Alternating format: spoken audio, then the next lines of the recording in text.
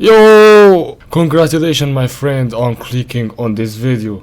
Welcome to my new channel. On this channel, I'll be showing you what I spend most of my life on. 3D animation, maybe even VFX, or even video editing tricks. But I just wanna start with Blender, and in this series we're gonna work on a project together to make a whole animation. So please stick by the series, cause by the end of the series we're gonna be the most interesting in the room. Not guaranteed though, in case it ruin your life. So first we're gonna start a tutorial by opening Blender. Then you can hit general or anywhere to get the initial interface for the project. So the first thing you see but when you start the project, a cube and something here. This is a camera, yes, camera, and light to light up the scene. And you got the cube himself. Shout out to the cube. You can delete the cube by hitting X and delete. Why? To add another cube. Yeah, give me this. This thing will show you like my clicks in case I hit something and you wanna know what did I hit to do that. Okay, we add the cube by hitting, or we add anything by hitting Shift A. You find mesh.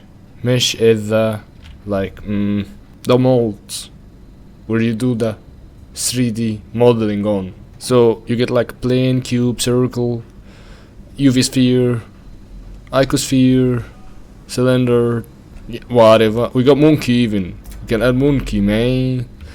But that's so advanced. Let's just add a cube. Okay? We added a cube. Now we wanna rotate around the cube because we are in 3D, you know? We're not gonna just like stay in this view forever. So how can we do that? You hit the wheel of the mouse. You hold, then move, then you're rotating around the object. Easy. I need you to get used to it because we're gonna use this wheel 90% of the time because this is the way of how you move in the software. Also, you got something else that you can like move with it in case you don't like the wheel.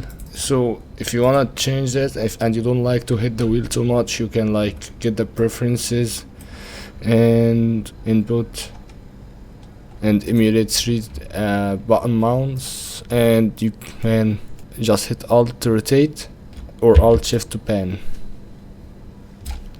But I usually don't like this, so I'll just keep it as it is.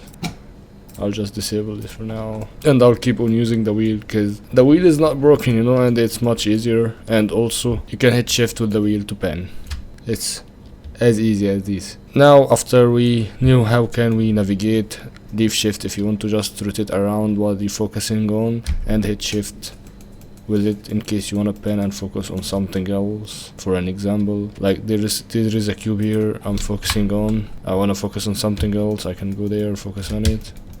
Or you can actually hit the thing that you want to focus on and hit numpad dot to focus on it. Like for here, I want to focus on the light. I'm focusing on the light, so whenever I rotate, I'm still focusing on the origin point of the object. Like here, for example, the camera, I'm focusing on the origin point of the camera. The origin point is this yellow dot in the thing, okay? Whatever. Now that we knew how can we navigate around the objects, now we want to know how can we move the object. So we got 3 main shortcuts for transforming the object. We can either move it, scale it, or rotate it. For moving it, we use G. G for grab. We grab the object, we place it here, we press it here, as we like. Also, for rotation, R. You hit R to rotate the object. You rotate it like this, or like this, whatever you like. Also for scale. Did you guess yet? Of course! S for scale. You got a great future with us. And also, you got like 2 toolbar here, you got like the move and the rotate and the scale, and even all of them at the same time. You can get like this, I want to move on the x-axis, that was the y-axis, I'm sorry. You can use on the y-axis or x-axis, z-axis, or even this, you can rotate around whatever axis, or you can even hit this white circle to rotate around the view that you are looking at. And also for all the stuff, scaling on whatever axis you want. And also if you want to scale with the shortcuts along a specific axis, you can like I wanna just move along the x-axis, you just grab G, then you hit X once to move along the x-axis, or Y once to move along the y-axis, or Z once to move along the z-axis. And also for the other tools, I hit R, okay, I hit X to rotate around the x-axis, I hit Y to rotate around the y-axis, I hit Z to rotate around the z-axis. And also for the scale, you hit S,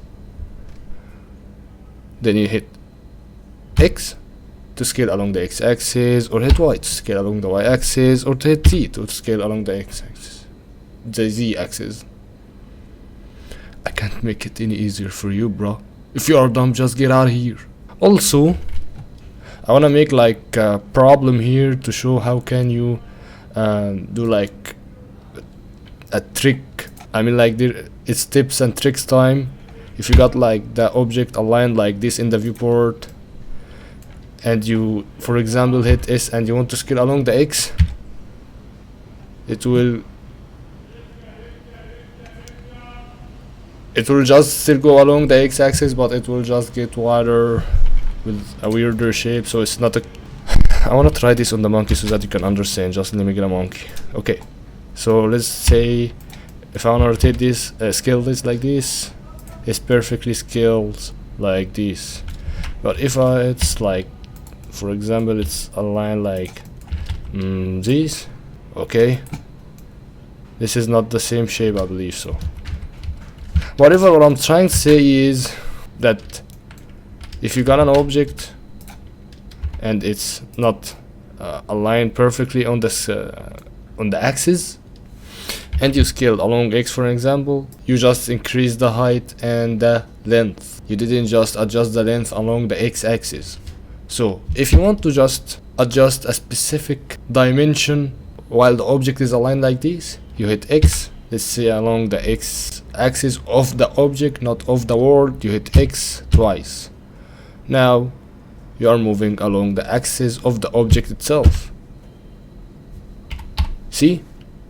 Even for rotation, everything applies on all tools. Now I rotate around y-axis, it will rotate like this, but I just want to rotate around the y-axis of the object, so it will get it for you.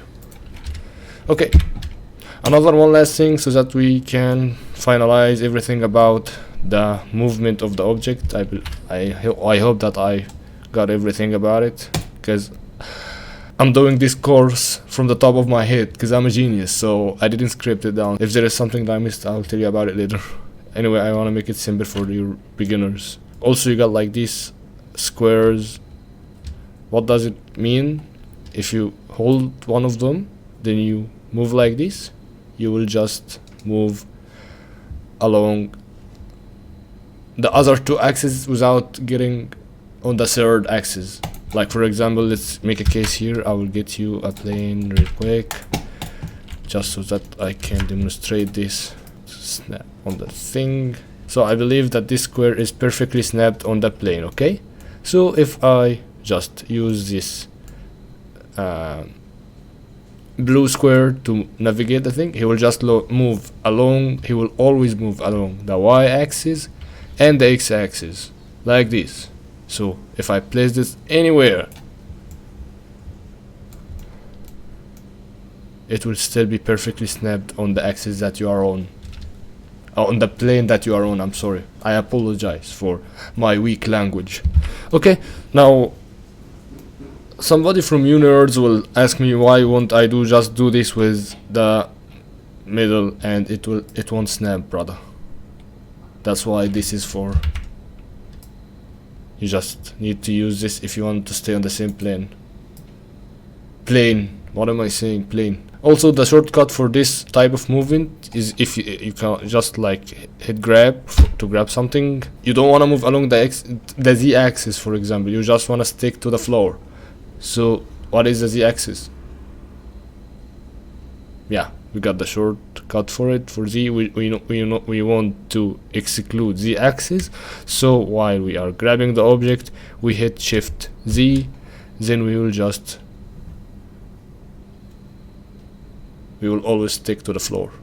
Let's try to exclude the x-axis for an example. I will just grab the object, then shift X. We will always stick to the wall along the z-axis and the y-axis. Okay?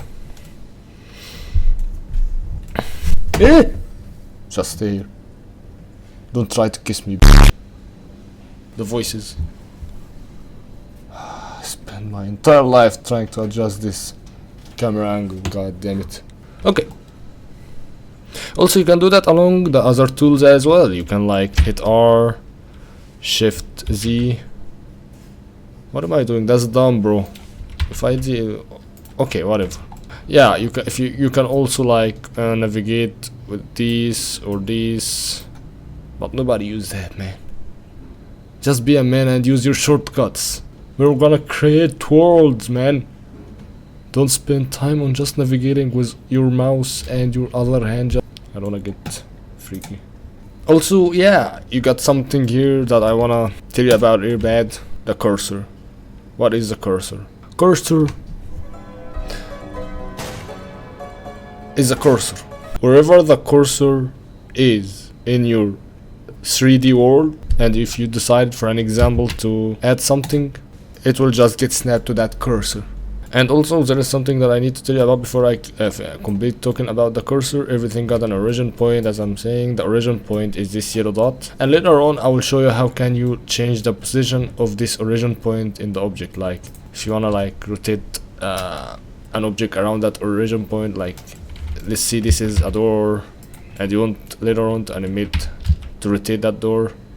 The thing is rotating around its origin point, so I will show you how to put the origin point here so that you can like open it like a real door. It's not that hard, but I just wanna finish talking about the cursor first. The cursor, yeah.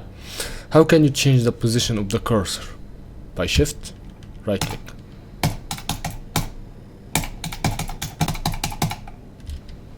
Okay, but this is not the only way that you can move the cursor. There is actually more interesting way that you can do it with. You can like, let's say that I want to add a monkey inside this box, exactly in the middle of the box or of the cube. So what would I want to do? I would need to put the cursor exactly in the middle of the cube, then add the monkey.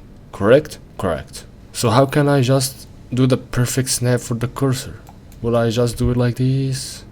Oh no, I can snap it. Just shut up, man. Be more professional. We are the professionals here. There is a pie menu which you can bring by hitting shift S. When you hit shift S, you get this window. Just keep on holding it, huh? You got like multiple of great options. Let's say for example I wanna activate the cube by hitting it. It's the active object at the moment because I clicked it, and let's see I wanna put the cursor to the active object. Bam! It's perfectly snapped, bro. It's perfectly snapped to the origin. Now you can add the monkey and it's perfectly chilling right there in the middle of the cube. By the way, this is the X-ray view which you can bring by hitting this, or the shortcut for it is Alt Z.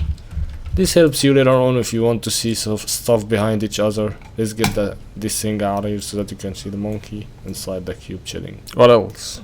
Yeah, also you got like other menus. You can like even let's see for example I want to put the cursor here and I want to snap the cube to the cursor this time instead of snapping the cursor to the cube. You got this option in the same pie menu with shift S. You got like selection to cursor, and you also can choose selection to cursor to keep the offset, to not change the size and like the stuff of this object that you have when you add it to there. Let's see, for example, I wanna like this say that this is somewhere randomly in the world, the 3D world, and I want to snap the cube in the middle of this.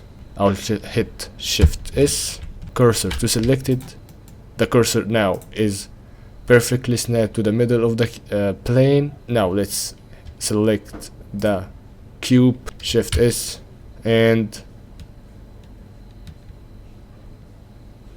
why am I dissociating right now? I don't know. Anyway, yeah, I want to snap the cube to the cursor. Where is selection to cursor? Down. Get the cursor away. Now you can see that the cube is perfectly snapped in the plane. Rate my model. Rate my model, man. The perfect model doesn't exist. About the interface. Enough with the shortcuts. Let's talk a little bit about the interface. Here you get like a little timeline. This timeline is later on we're gonna animate in. I don't want to talk about this process for now. You get like start in frames. I will tell you about the frames later as well.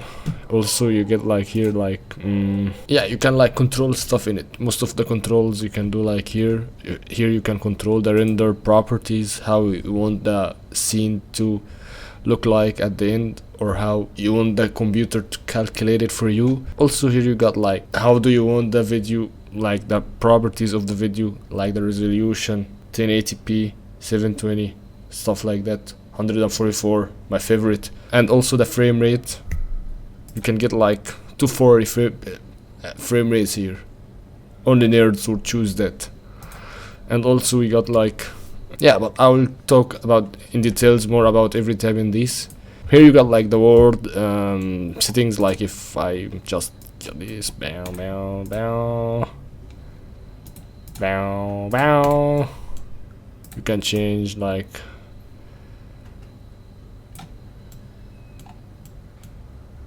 hey baby, keeping it blue, man.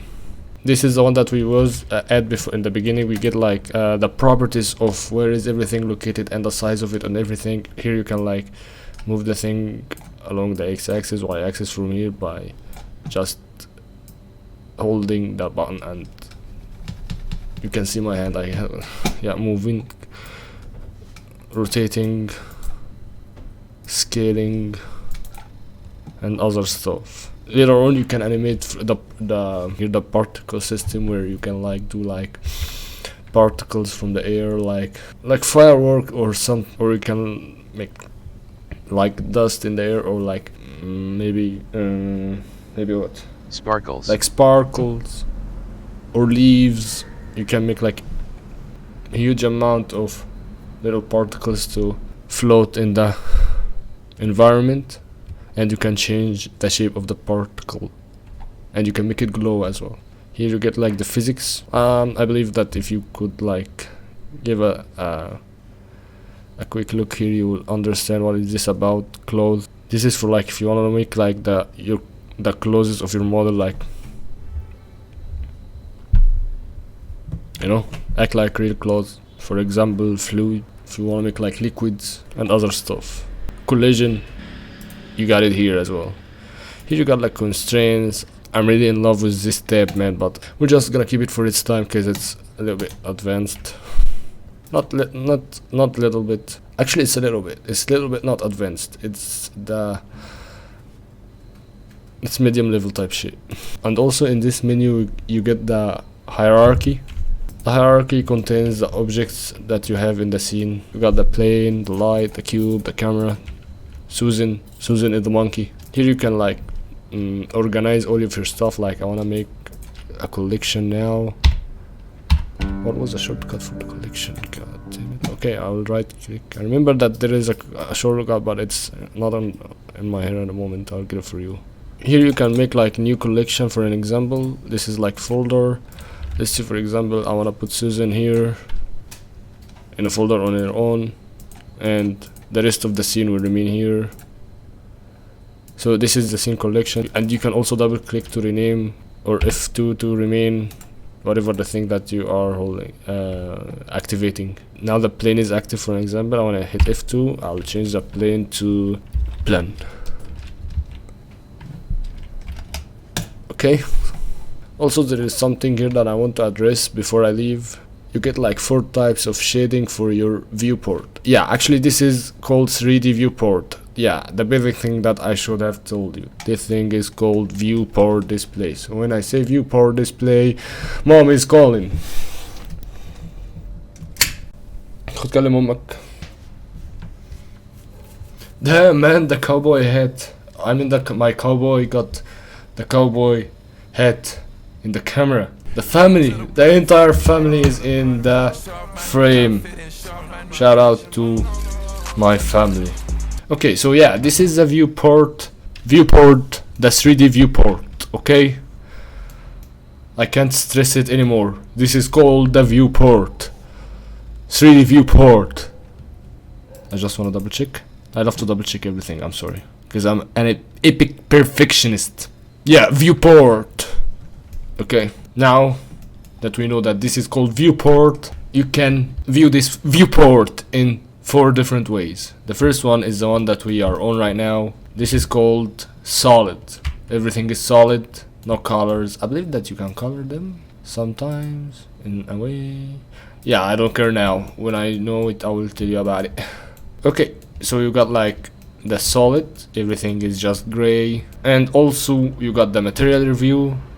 Review, you can view the sky and you can disable viewing the sky as well. The sky here is called world is HDRI. Let's say for example that we got into the coloring. So if we are in the solid view, you won't see the colors of the stuff that you colored, but when you are in the material review you will see the colors, and when you are in the rendered you will see the stuff rendered.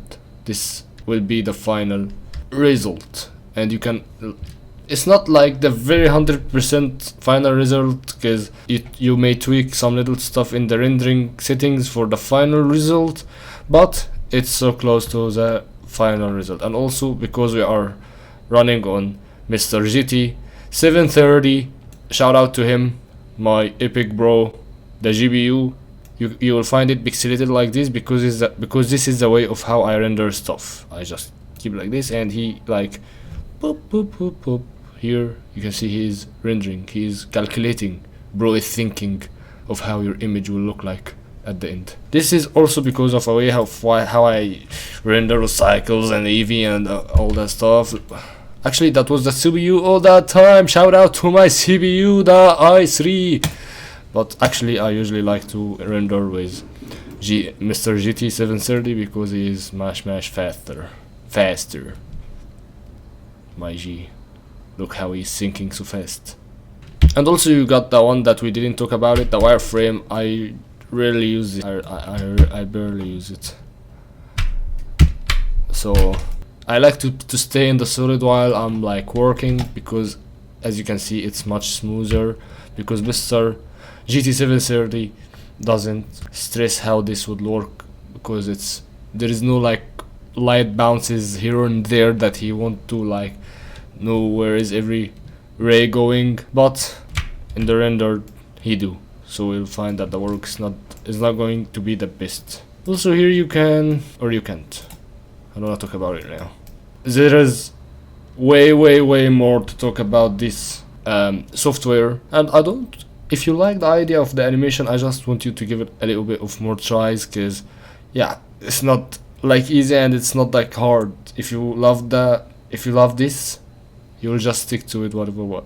Like I remember the days when I used to do like specific type of things, and I saw that it was impossible to do because it required like a lot of process and a lot of hardware, but I end up doing it at the end of the day. So yeah, you will find a way to do your stuff. Worst that can happen, you can just do it a little bit similar of how you think, or sometimes, most of the time actually with me, I get a better of how it was in my imagination before I create it. So yeah, I like this thing and I just enjoy it. And also I want to let you know that people have been in this software since like 10 years and they still didn't learn everything about it. So you only learn that thing when you just want to use it. Okay, so I didn't learn everything. I'm still learning, but I feel like I can answer most of the beginners questions now, so that's why I decided to start this channel. And also this channel is going to be like a way to view my work in case there is like customers that want to buy work from me. And also, yeah, having fun, you know, trying to get out of this 7 p.m. to 4 a.m. type job. So I want to see your work episode by episode. You can add like models on top of models and show me what did you create with it from what you learned from this tutorial, and I will try my best to make an episode every week for you. And also I will try to make a Discord server for you. You can check the link in the description and you can join, and I'll make a specific channel for you guys to upload screenshots for your work and I may review it for you. Okay, bye.